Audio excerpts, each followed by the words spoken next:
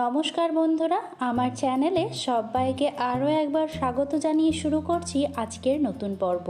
আজকের রেসিপি হলো oats mango smoothie.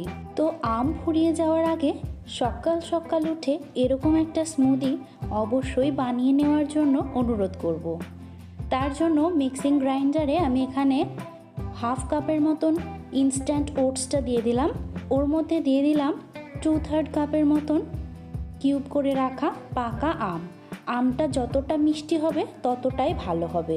তারপর ওর মধ্যে দিয়ে দিলাম ভিজিয়ে খোসা ছাড়িয়ে রাখা 7 থেকে 8টা আমন্ড আর 8 থেকে 10টা কাজু বাদাম। এখন সব কিছুকে খুব ভালো করে ব্লেন্ড করে নেব। দেখতেই পারছেন কতটা স্মুথভাবে আমি এটাকে ব্লেন্ড করে নিয়েছি। সর্ষে পোস্ত চিংড়ি রেসিপিতে মনীষা জাহান দিদিভাই কমেন্ট করেছেন, চিংড়ি আমার ভীষণ পছন্দের, আর তোমার চিংড়ির সর্ষে পোস্ত রেসিপিটা ভীষণ লোভনীয় হয়েছে, সহজভাবে করে দেখালে। Thank you so much. এইভাবেই পাশে থাকবেন। আর চিংড়ি কিন্তু আমারও ভীষণ প্রিয়। চলুন তাহলে এবার স্মুদিটা বানিয়ে নেওয়া যাক। তার জন্য একটা মিক্সিং জাগ নিয়েছি, ওর মধ্যে ওটসের মিশ্রণটা দিয়ে দিলাম। এবারে ওর মধ্যে দিয়ে দেব 2 কাপ পরিমাণে দুধ।